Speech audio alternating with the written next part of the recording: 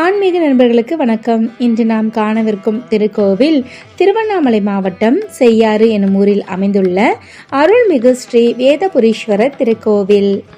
கோவிலின் மூலவர் வேதபுரீஸ்வரர் வேதநாதர் என்றும், தாயார் இளமுலை அம்பிகை பால ஜகுஜாம்பிகை என்றும் அழைக்கப்படுகிறார்.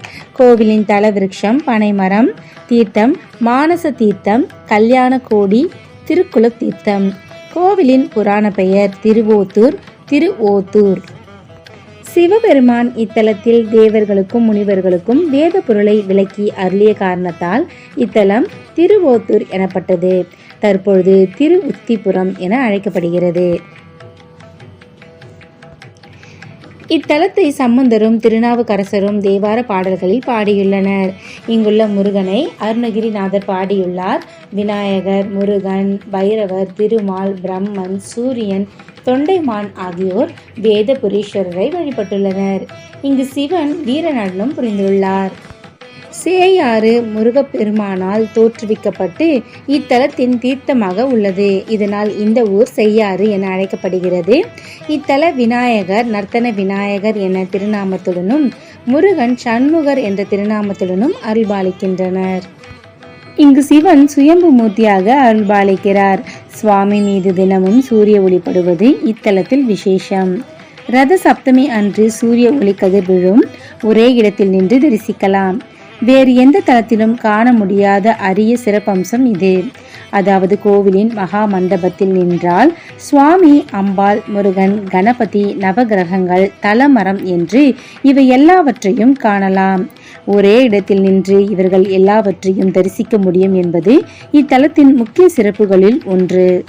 சிவபக்தனான தொண்டைமான் என்ற மன்னனுக்காக சிவனின் ஆணைப்படி நந்தி தேவர் படைத்துணையாக சென்றுள்ளார். இதற்காக இங்கு நந்தி சிவனுக்கு எதிர் திசையில் திரும்பியுள்ளார்.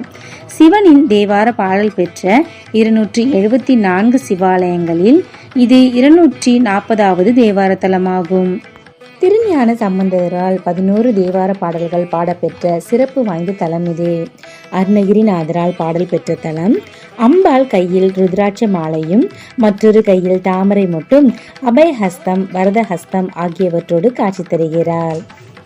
இக்கோவிலின் வரலாறு என்னவென்றால், தந்தை தக்கன் நடத்திய யாகத்திற்கு எல்லாம் வல்ல ஈசனை அழைக்கவில்லை. இதனால் பார்வதி வருத்தப்பட்டால் இதற்கான காரணத்தை தக்கனிடம் கேட்க வரப்புறப்பட்டாள். இதற்கு சிவன் சம்மதிக்கவில்லை. இருந்தாலும் அவரது சொல்லை மீறி யாகத்திற்கு சென்று அவமானத்துடன் திரும்பினாள் பார்வதி. இந்த பாவ செயல் தீர இத்தலத்தில் தங்கி தவம் செய்து இறைவனுடன் இணைந்தாள். ஓத்து என்றால் வேதம். மாதவருக்கும் வானவருக்கும் வேதத்தை ஈண்டு இறைவன் ஓதுவித்தான். நமது நிரந்தர தாய் தந்தை ஆகிய சிவபெருமான் வேதத்திற்கு பொருள் சொன்ன இடமாதலால் ஓத்தூர் என அழைக்கப்படுகிறது. அதில் திரு என்னும் அடைமொழி சேர்த்து திருவோத்தூர் என்று வழங்கப்படுகிறது.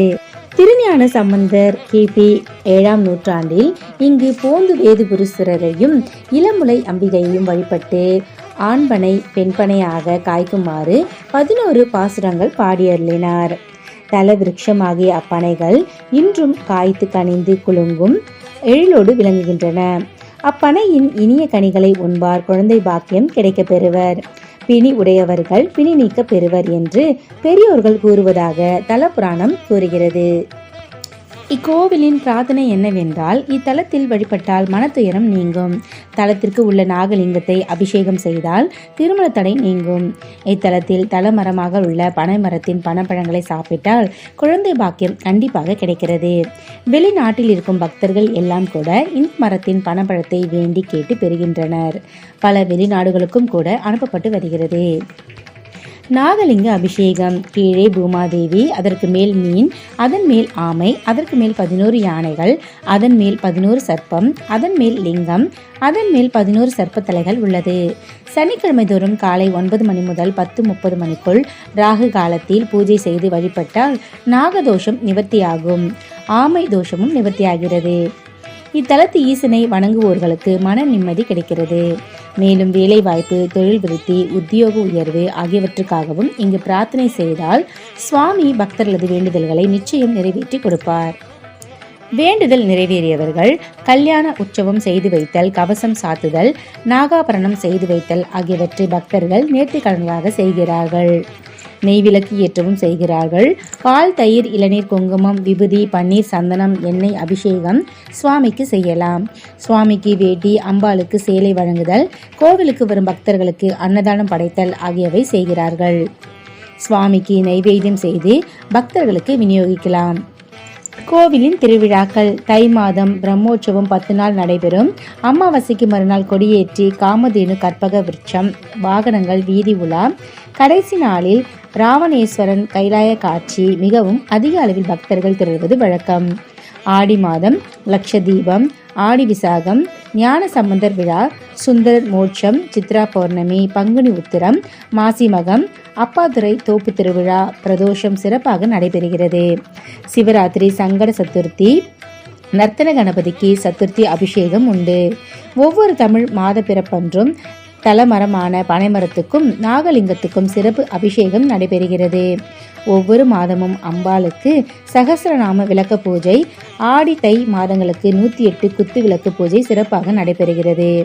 வருடத்தின் விசேஷ நாட்களான தீபாவளி, பொங்கல், தமிழ், ஆங்கில புத்தாண்டு தினத்தின் பொழுது சுவாமிக்கு விசேஷ பூஜைகள், அபிஷேகங்கள் செய்யப்படும்.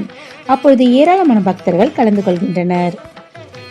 சிவனின் தேவார பாடல் பெற்ற தொண்டை நாட்டு தலங்களில் இது 8வது தலமாகும்.